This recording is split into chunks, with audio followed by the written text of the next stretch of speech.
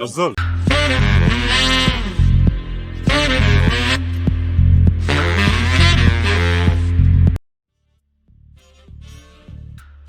Welcome to the Hot Kitchen of Yazol Podcast. We are the three amigos, your story chefs on duty, cooking you some of the hottest stories from out there. Sot Sukun. And now, straight out of Vancouver, Canada, the big man, Zol on the wheels of steel. Please welcome DJ Bakumba. What's up, guys? DJ Bakumba here. Welcome to the podcast. Yep, and from Edmonton, his friends call him Le Japonais, music teacher and master guitarist. Please welcome Dennis Lissa. Thank you all. Welcome to the podcast. Yes, and I am your chef on the grill, Dedi Seyi, Sultan of Small London, Zol Musran Sele. So, coming today on Yazol Podcast, the highlights from South Sudan. Munuki FC players decide to drink tea as they beat Rabita FC in Juba. Governor Jelda of Central Equatoria threatens to withdraw the license of water distributors in Juba. President fires Director General of National Security Service and appoints him Governor of Warab State. From the African continent, Aliou Cisse has been fired from his position as coach of Senegal. Tanzanians have made aircrafts and they are ready for sale now. A burglar was caught in Nigeria and forced to demonstrate his skills. $4 million lost to robbers in Zimbabwe. A Cameroonian blogger is now a cleaner in the UK. All those stories coming up on Yazol Podcast, the hottest stories from out there, of course, Sot Sukun. Let's go to our first story. Munuki FC, Juba, were captured casually drinking tea during their first game against Al Rabita. And I guess the game was so easy that they decided to just drink tea casually while sitting on the lines. Bakumba, did you see the pictures? Yeah. I came across the pictures of them drinking tea, but I have a different take out of it. If Ryan tried these people are drinking energy drink, man, because sugar is good. Sugar sometimes is good when you're very active. Yeah. So I think in the absence of Gatorade, it's hard shy the haja quality yani. So maybe we look at, because the amount of sugar and nothing to cool with shy Juba, man, it's a lot. So that thing can actually give you extra energy to push you through the game. That's how, for me, that's why I look at it. Bakumba fizakana tajuba de shy sokon, your lips sokon, ita baragan too much, you'll become weaker. Like it's so cardiac system. That shy tajuba is all about the sugar. Shy kubushu like so cardiac allow half of the glass is sugar. Yeah. Okay. And you think? Yeah, I didn't see that. Dennis, your take. I haven't seen the photo. I didn't see the video. I don't know whether it was in a photo or video. Photos. Yeah. Yeah, I haven't seen that. But I think South Sudan is raising up in terms of sports. Yeah. There is a lot of good stories about our players, and now it's become kind of a national pride. Yeah. Especially like in basketball, people are now like praising their team, and there is something for South Sudanese to be proud of. I'm not too much into sport, but I guess if you are an athletic person, there are things that you need to do to keep yourself fit. You have to make sure you don't take a lot of sugar, you don't drink a lot of tea, you don't drink a lot of energy drinks. So things that we need to be stricter as our sport kind of raising up. Bakumba is saying drink a lot of sugar because he's in South Sudan. I guess the problem, right? I think these artificial drinks also they put a lot of preservatives inside, so it may not be good. But Haja as a shy kida Adi, Dennis, you think it's still a problem? Medically, if you are taking a lot of sugar, that could not be a good thing for you. Good for you. Yeah, as a athletic person. Okay. Yeah. Okay. So I think we should be more strict as now sport is becoming kind of an export for us. So people who are athletic, like in our country, we need to make sure they're in shape, healthy. Yeah. So takan bijala du jamadel for. Bakumba bijala du. Bara anapo gari sugar benzin result energy shuia kida. Masakana na Juba. Okay. Into our second story, this is from Juba also. A Central Equatoria governor threatened to withdraw the license of the water tanker owners who supply water to the city. I think over a week ago, the Juba City Council issued new water prices for various suburbs and the areas of the city on the outskirts of the city. But the move was rejected by the water suppliers who responded by downing their tools, leaving city residents without water. Speaking during the swearing-in of the two Juba City Council deputy mayors that he appointed with some officials, Jadala directed the city administration to address the water challenge by meeting the Association of Water Tank Owners and Operators.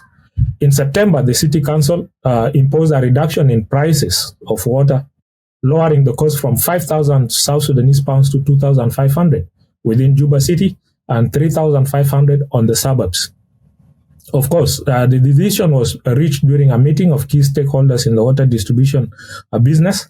However, the distributors of water, who are mostly foreigners, went on strike after because they feel like the prices do not match up to the fuel costs and vehicle maintenance.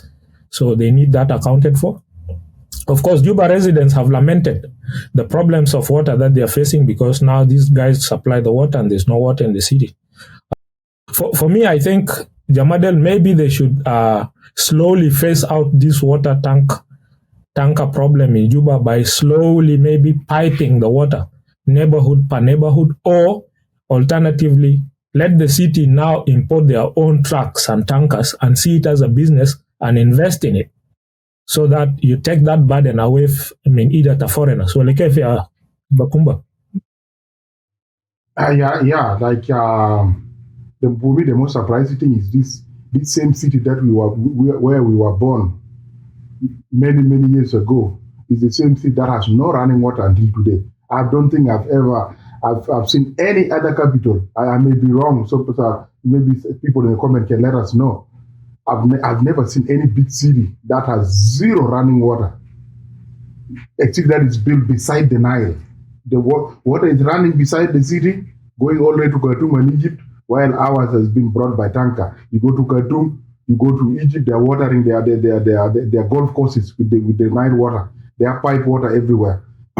Like, this is totally for me, like it is a total failure of the system since independent. My assumption was after independence, at least some people should have at least running water. These tankers, I was assuming to be going to maybe, those low-end neighborhoods, and if there's any ghetto area, those would be the surprise. But there should be a piping water system, be it by the government or be it by private sector, instead of relying on the tanker, which is very unhygienic. The water is not even treated. Diseases are spreading all over the place. So instead of those guys actually focusing on the how can we actually phase out this, that they are talking about, like, reduction in prices and all the kind of things. And if this is a thing that does not make sense, maybe it makes sense for people who live in Juba. For me, it makes zero sense that a city today can be relying on foreigners. And worst of it, if that water is coming as treated from a pipe, it's a different thing. But coming from those tankers that's unsupervised, unregulated, it just doesn't make any sense to me.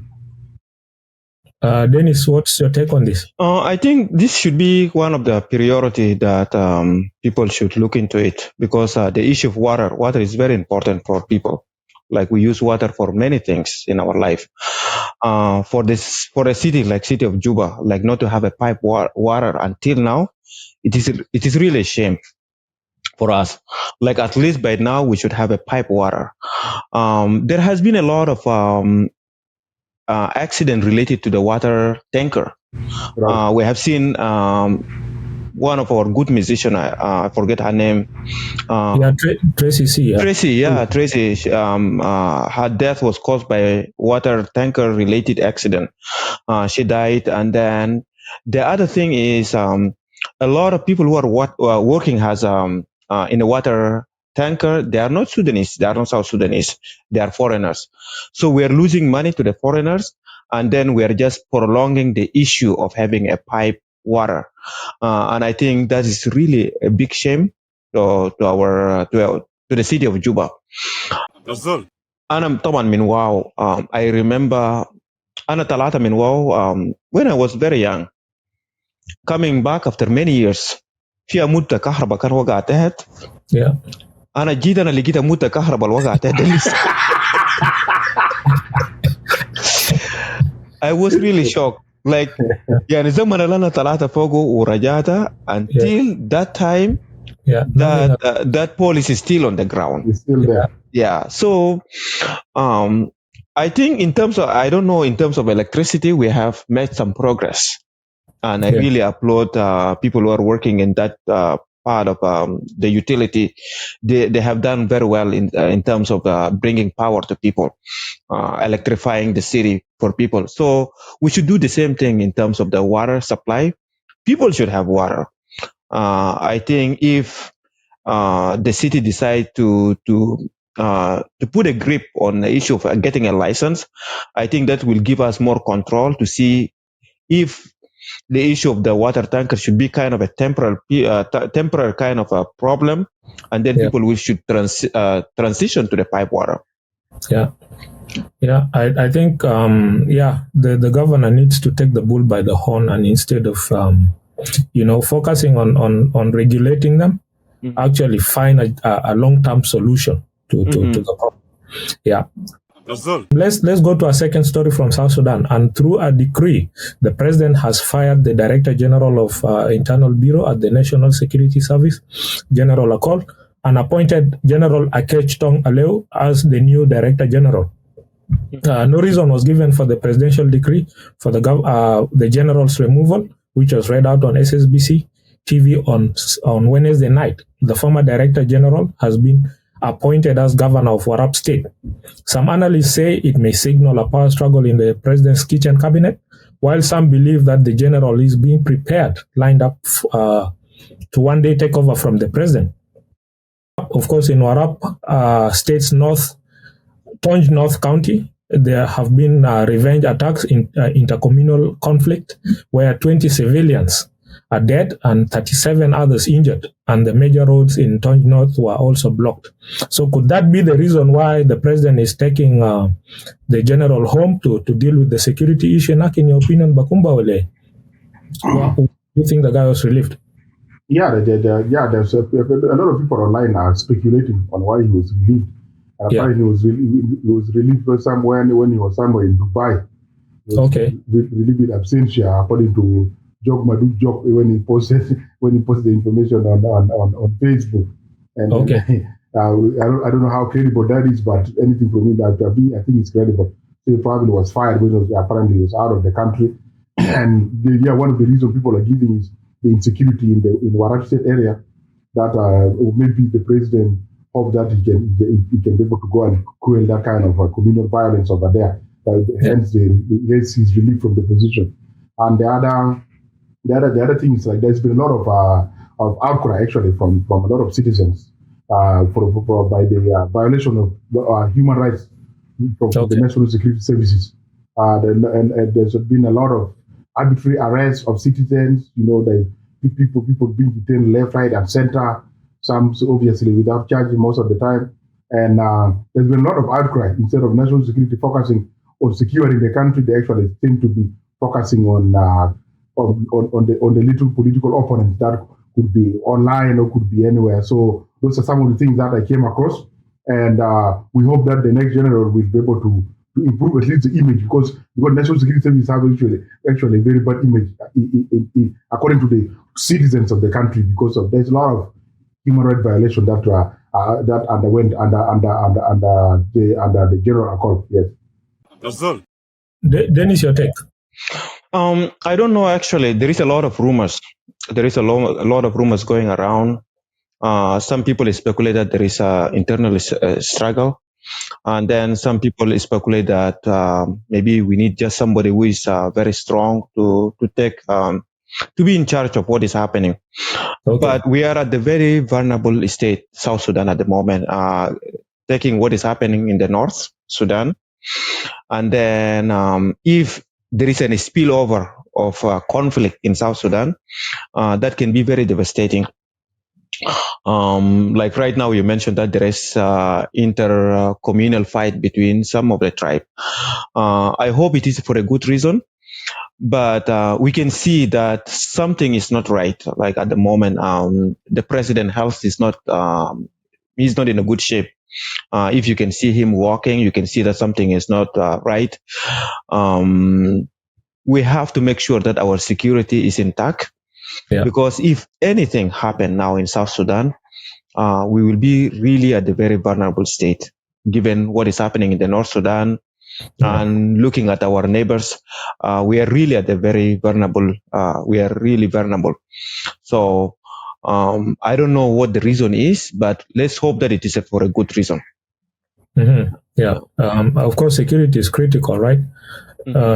Nas can we be Bahara Gubasat fi Shawari and you know, people are robbing ministers' houses and shooting school children. So really, security is very critical, and it should be used for defending the nation, you know, in the proper way. And our first story from the African continent comes from the beautiful country of Tanzania, where a Sky Leader Model 600 aircraft landed at the Terminal 1 of the Julius Nyerere International Airport in Dar es Salaam this past weekend. The first 3 aircrafts were manufactured in the Tanzanian city of Morogoro. Of course, the Sky Leader 600 has officially begun operations, marking a significant milestone for the director of the Airplanes Africa Limited, AAL, Dr. David Gorle. He said, of course, they received certification from the Tanzanian authorities to commence operations after successfully meeting international aviation standards. And he spoke highly of the quality of the plane and the design of the Sky Leader 600, noting that the aircrafts are now ready for sale, but of course they're ultralight and they're manufactured locally in Tanzania, of course in Morogoro. And it's designed to carry at least 2 passengers, including the pilot, and they're suited for business travelers who plan to travel long distance. So this is a positive for Africa, right? We do see like Kantanka in Ghana making vehicles locally, Innocent Motors in Nigeria, Kira Motors in Kampala in Uganda, and South Africa has been known for making, of course, vehicles and even, you know, some really good hardware for transport. Positive story. Well, okay, Dennis. I think it is a really very positive story for Africans to start going in that kind of endeavor to come up with the innovation. Yeah. I think now the knowledge is knowledge. Like if we kind of invest in the knowledge, we can come up with something that is purely African, like a pure our own technology. There is nothing hard, and I think that will set a good example for other African countries to start doing manufacture. We are tired of importing things from outside, and the more we do things, the more we kind of come up with that economy of scale to manufacture things in a more advanced way.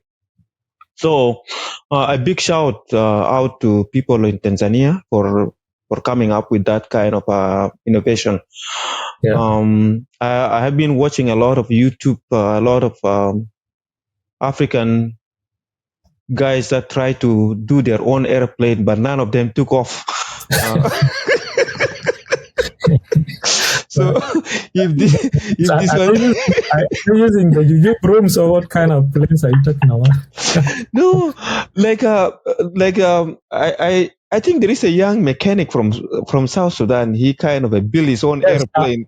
I saw his he made a drone, and it's still small. Yeah, he's actually an aeronautical engineer, so he's actually pretty good. Yeah. So and I have the video. I will share it, of course. But it actually took off, and went up and he lands it properly. Okay. Design. So those ones are good compared to the broom riders. Yeah. In terms of a drone, I have seen also a young guy from Nigeria also. He did some a small drone also. It managed to fly very well. I think we have the capability. Now the knowledge is not a monopoly of a one nation. Yes. There is accessibility now to knowledge. Mm-hmm. Like it is just a matter of having research center or like where people can exercise their knowledge. Okay. Yeah. But Bakumba, what was your first experience like sitting in that cargo plane going to Khartoum? Oh, was that the first time? Yeah, the first time, Sudan Airways. Yeah? Yeah, so Sudan Airways, yeah. I mean, the first time, I think it was a cargo plane, obviously, you just go into, like, you're going to in a dirty trailer. So I think the seats were sitting on they threw some tires inside there. So you were sitting on the tires for the seat. Okay. Everybody, some on the floor, some on the tire, but the ride was 1.5 hours from Juba to Khartoum, so we're able to persevere. So in my mind, I thought all the planes were like that. Because I didn't know the difference between cargo and passenger plane. Yeah. So after later on, when we went into the actual plane, then I realized, I didn't know that way in the cargo plane. I thought all the flights are supposed to be like that. So very interesting. Yeah, but big up to Tanzania for making Africa proud.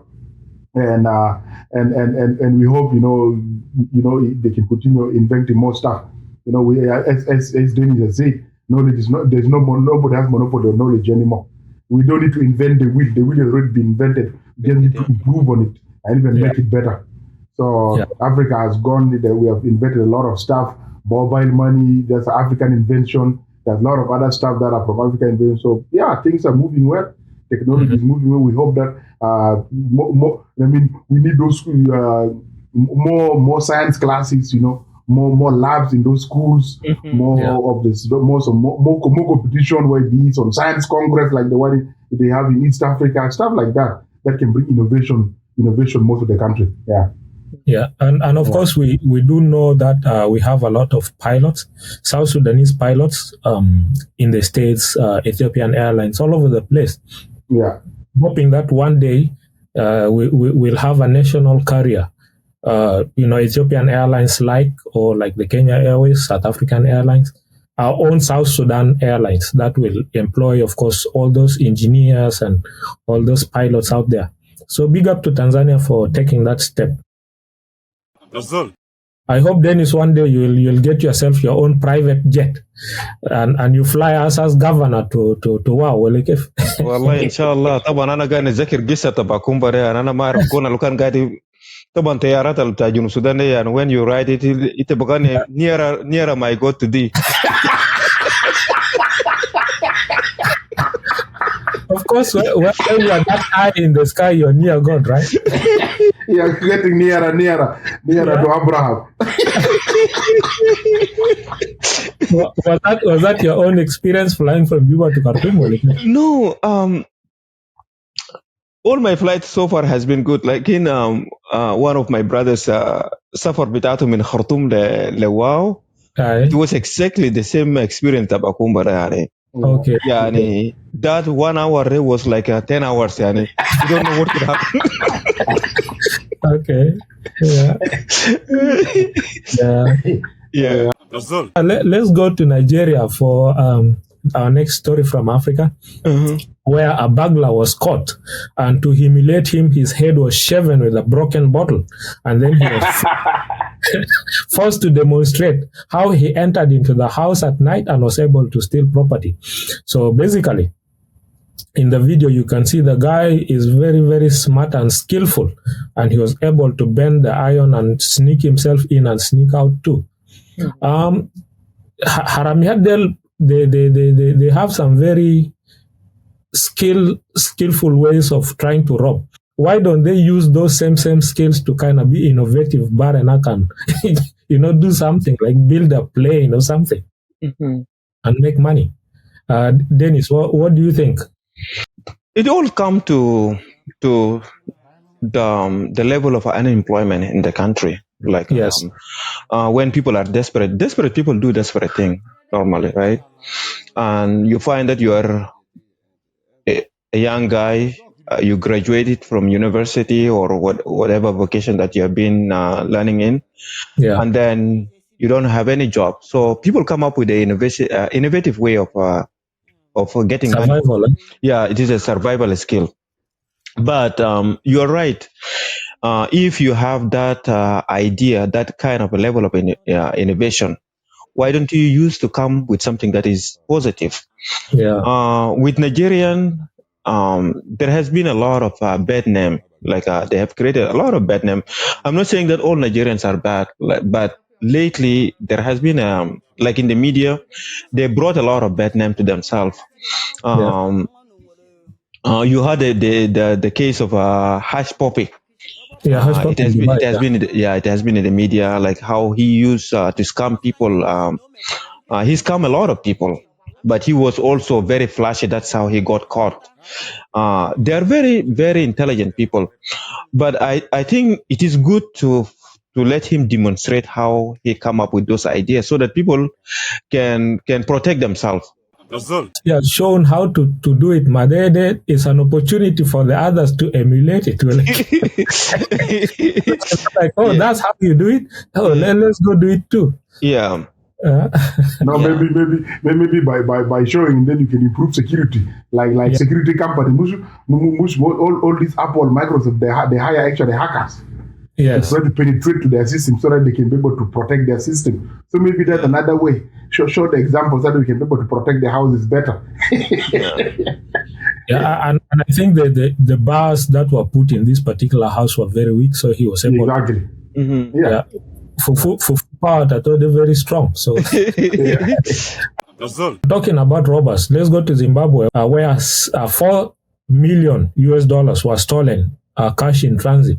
The incident happened this past Thursday afternoon when 6 masked men holding firearms loaded boxes of cash into a white Ford Ranger before the vehicle sped off from the scene. The robbery is like a big deal. Cash in transit in the Southern African countries. In South Africa, for example, there's a whole movie that I watched called How to Steal 2 Million or something like that, where they basically wait on the highway with a vehicle. Once this cash in transit truck comes by, they basically ram it from the side and tip it over. Then they grab the money. But this particular one was stolen right in the middle of the city, which is kind of very daring, right? It speaks a lot about how these robbers are now shameless and they basically don't care. Bakumba, were you able to see the video of this robbery? No, I didn't see the video actually. I didn't see the video yet, but according to most kind of those kind of robberies is mostly it's likely there's a collusion between it's an inside most of the time you say an inside job. There's information that comes from the bank, maybe from somebody to the robber. So it's mostly for that big kind of money. It's probably an inside organized kind of system that somebody knew something either from the bank or from the cash in transit company. Somebody somewhere obviously communicated something, and they're going to share the loot in a certain one way or another. So we were just talking about, as long as you don't have people are redundant, there's no economic activity with the Zimbabwe economy collapsing. That would not be surprised to me that somebody can be able to target $4 million. That's a lot of money. They probably take off to the land of South Africa or wherever they live their life. So You use 2 million from that money to buy yourself an island and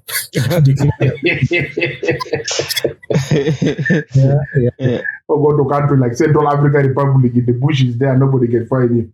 Yes.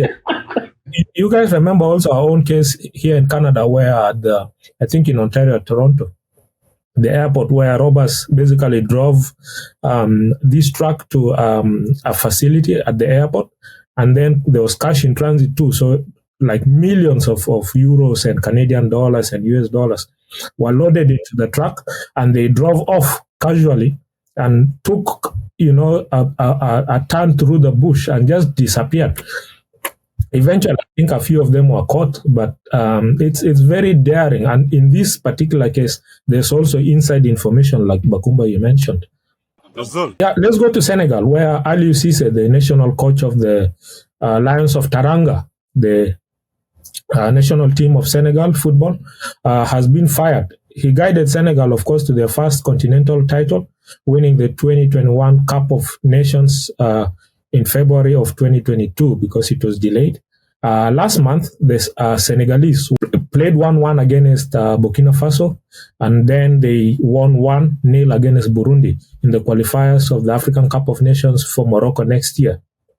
The country's football federation wanted Cisse's deal to be renewed, but the sports ministry made the decision to send Cisse home because, of course, they pay his salary, right? The squad, Cisse had already, called a press conference for this past Friday to announce his squad for the game against Malawi, which was coming up. And then, of course, the bad news, you're fired.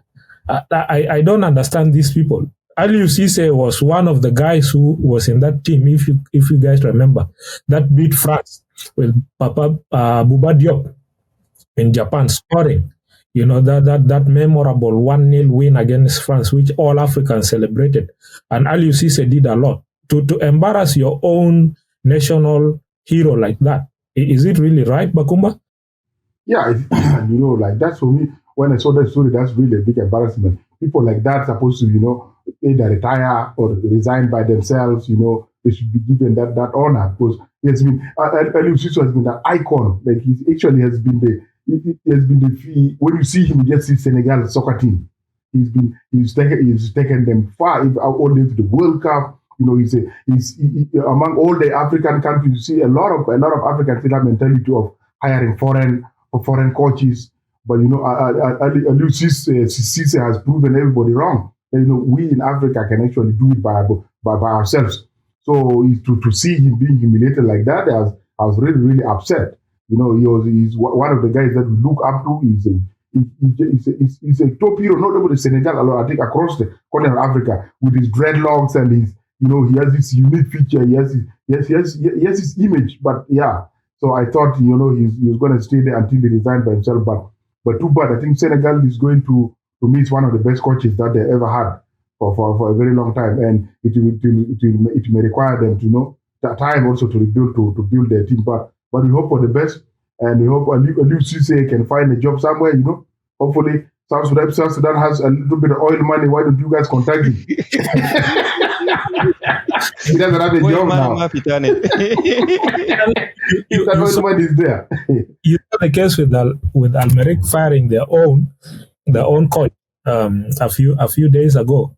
So sometimes it's like, there's the politics in the game, but realistically sometimes they feel like you're not delivering anymore, so we want you out. Yeah. And especially in Senegal with the change of government, right? The new government may not have his backing.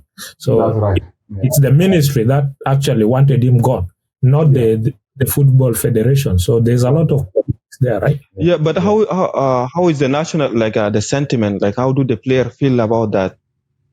Well, in African context, nobody really cares about what the players feel.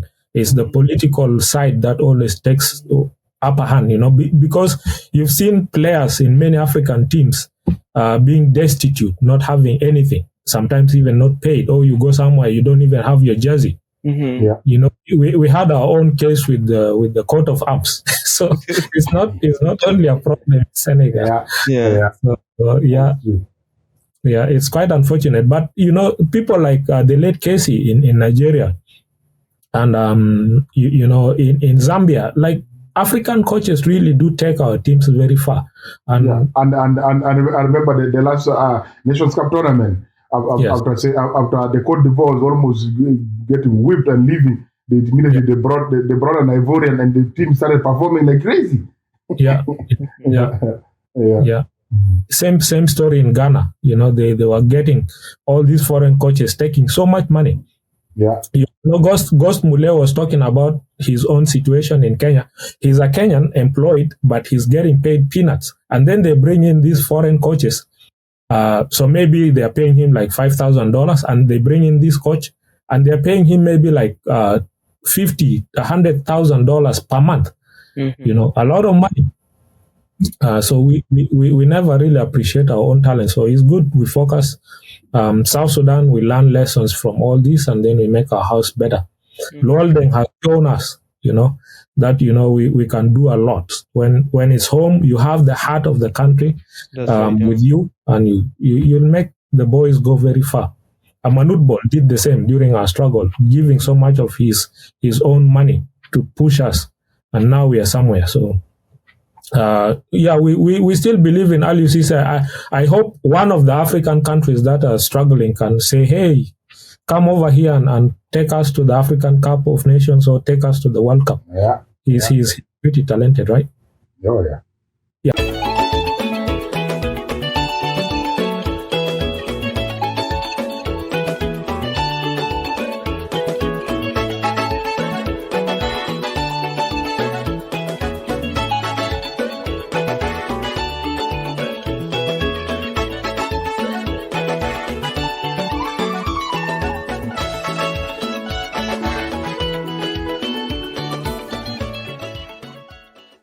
Now, when you hear that beat, you know what it is. It's time for Beyond the Beats with Dennis Lissa, master guitarist and teacher of music.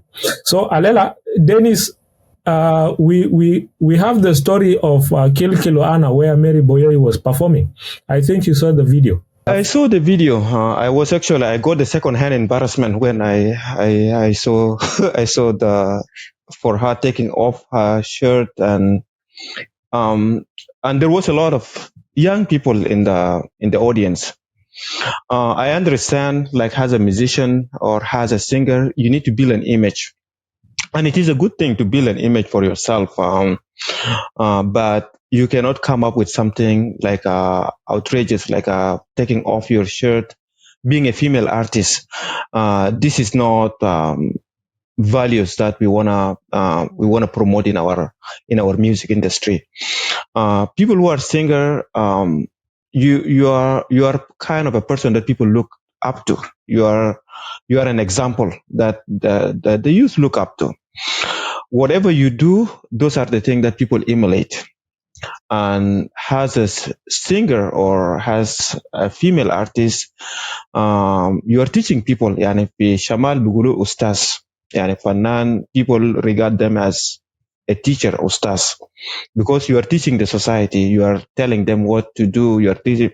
Ma indana bugulu muno ya ustaz sa dunia. Ustaz sa dunia da ismu muno Silver X. Yeah, unadu ustaz sa dunia taban, and he's the one teaching people and ustaz sa dunia. So it was very shameful. بالنسبة لي أنا زمان شفت ماري بوي took off her shirt. I don't know the intention بتاعته شنو. It is not South Sudanese something that we should be promoting. برضو أنا شفت a lot of bleaching in an artist. What are you trying to prove to people? Being a musician is being yourself and try to come up with music is something that you carry it within you. It is not something that you do from outside and it will bring a difference to you. The more you are within yourself, the more good music that you bring out to the people. So Hajal Mary Amuluda, it is very shameful and I don't agree with it. Still, Anagana South Sudanese musicians are doing well, and Hasi, we are raising up in the industry. And Hasa, yani zaman indana tamshi fi haflat. There is no South Sudanese music that people listen to, but Hasi, there is a lot of South Sudanese music that you can dance to. Yeah, and if you music the Pajulu, I really like the beats. Yeah, so أنا بقول أنا بناشد فنانين بتاعتنا إنه to be mindful and to come up with the image that is acceptable to other people. Yeah, and to stop throwing their jackets into the crowd like DJ Senka.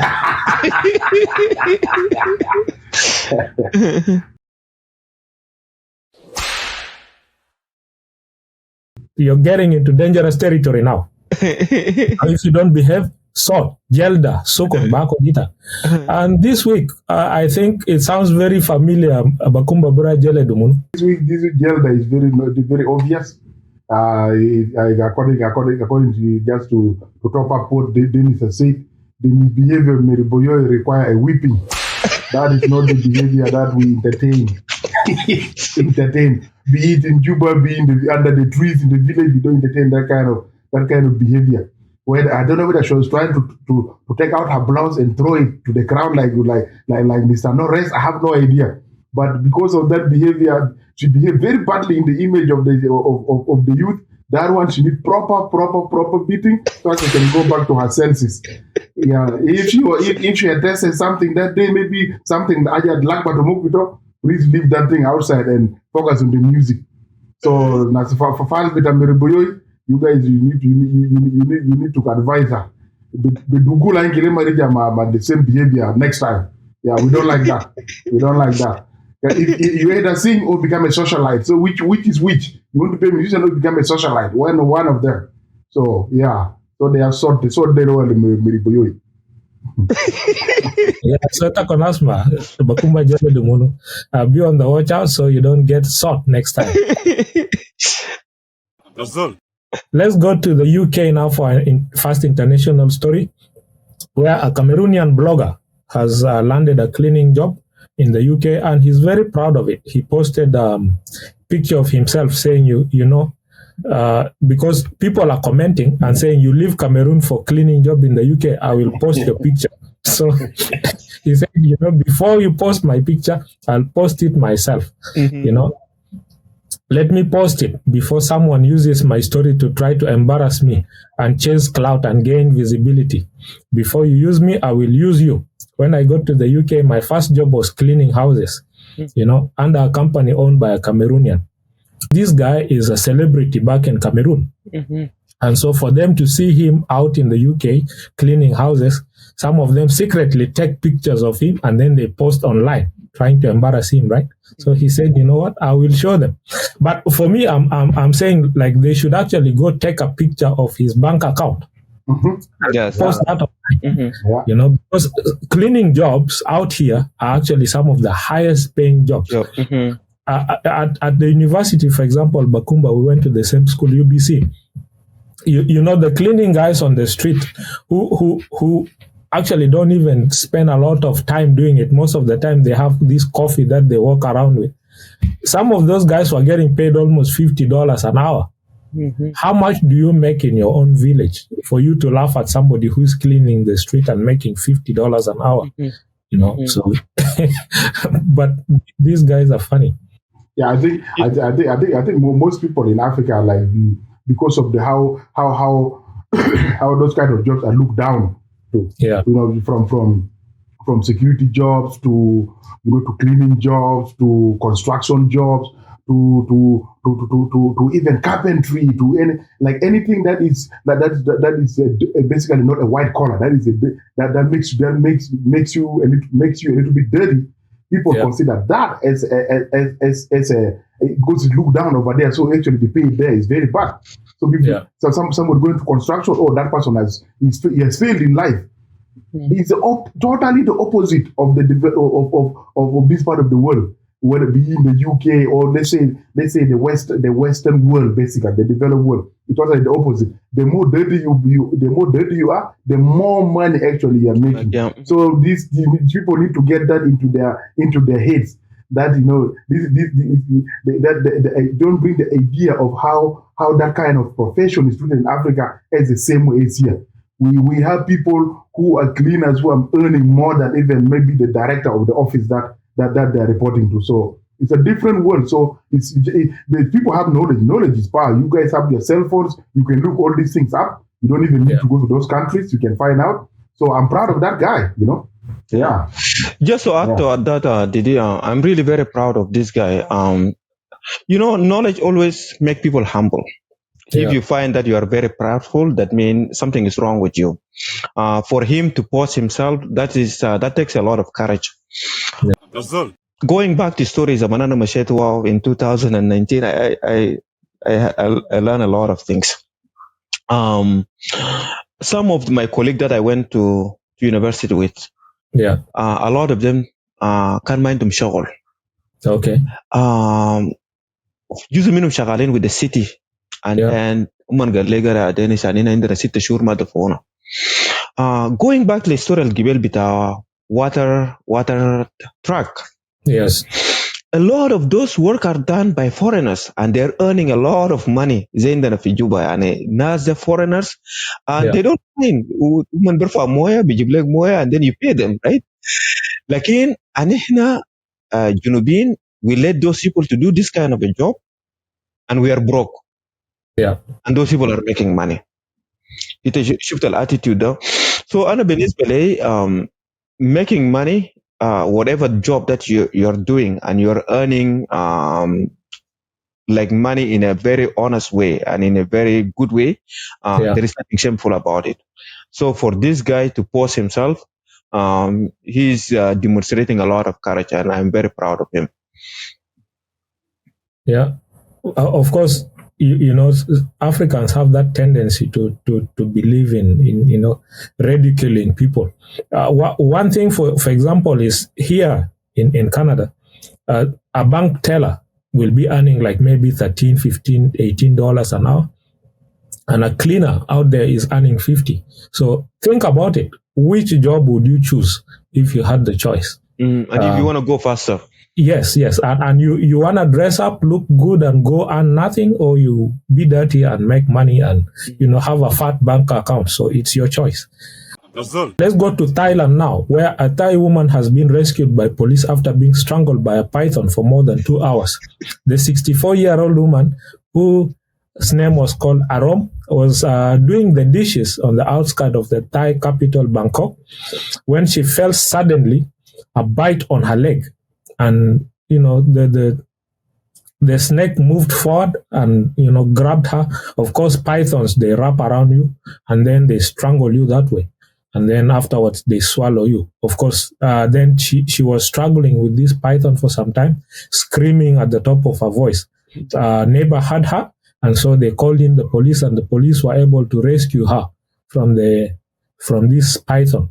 Of course, last month, a man had his testicles beaten off by a python while sitting in the bathroom.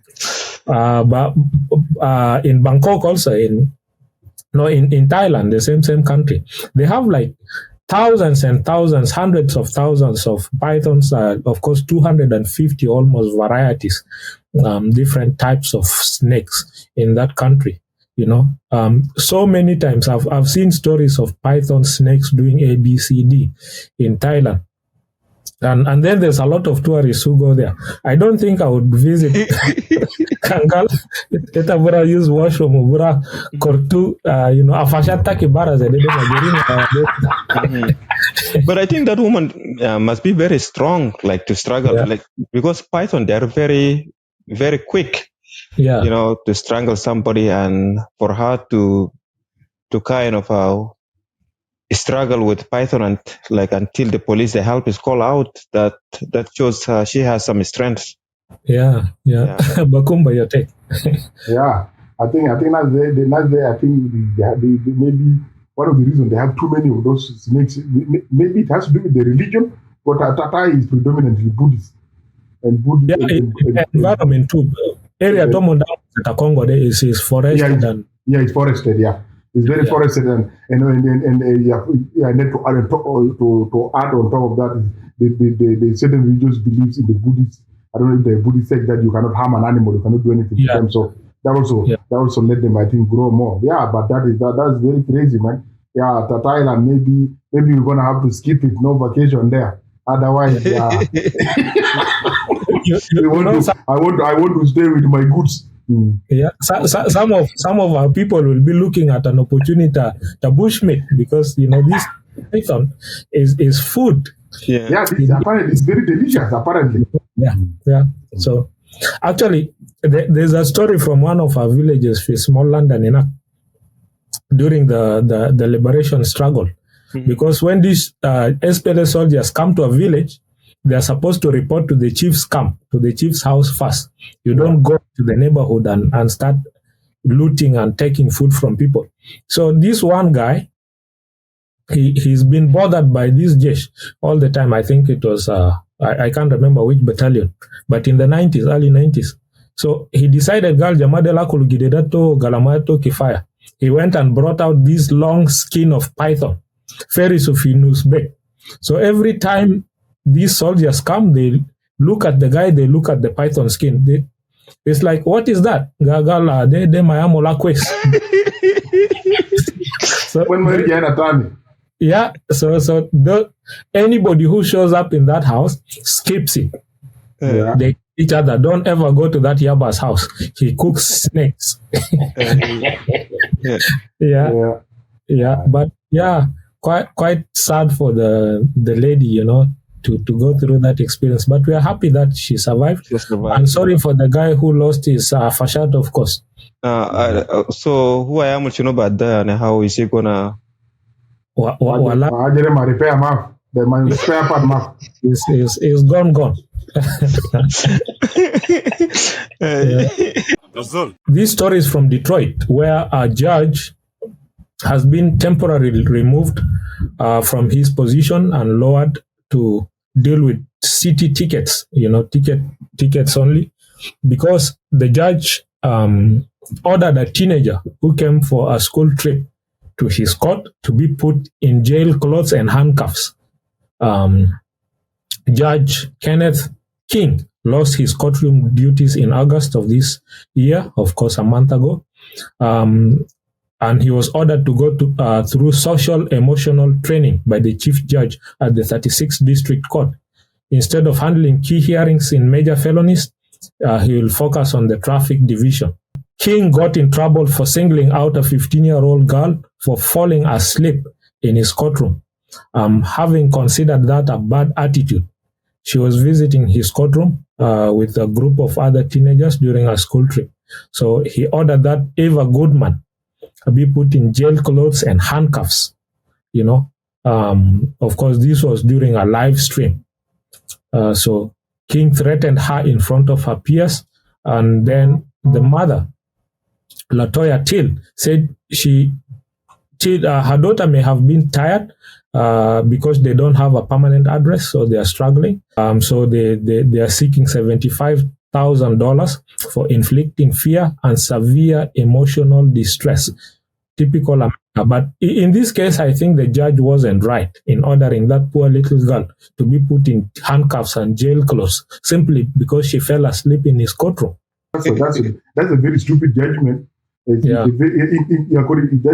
very bad decision. I think just wanted to show an example that, okay, if you misbehave like this is what's going to, people sleeping like this is going to happen to them. They may end up in jail for not studying, for not doing this. If I was just trying to make a joke out of it, but in a bad taste, obviously. Now he ended up being demoted, and the city is in trouble, obviously. The city is in trouble. That lady is most likely she's going to get something.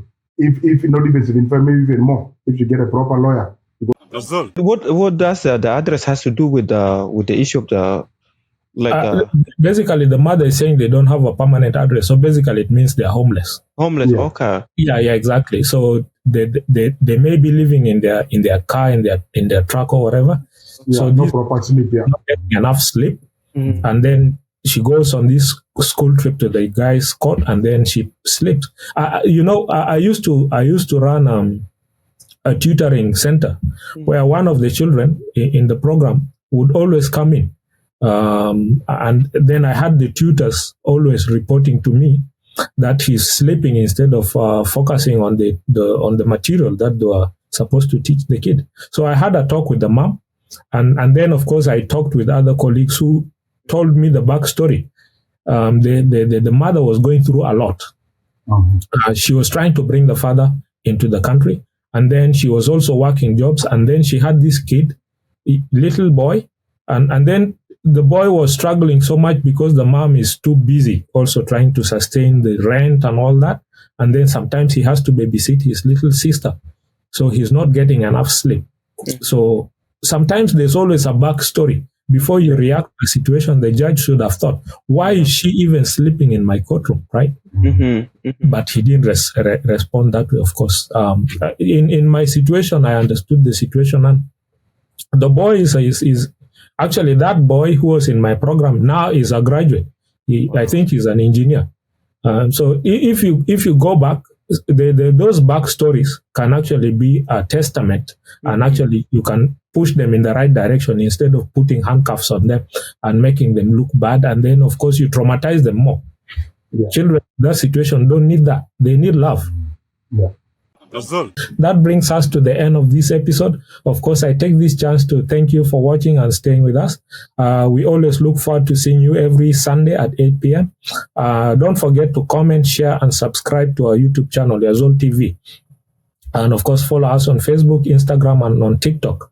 And links to all our social media handles will be in the description of this video. So tell a friend to tell a friend. And thank you, Bakumba. Thank you, Dennis. And may God bless South Sudan.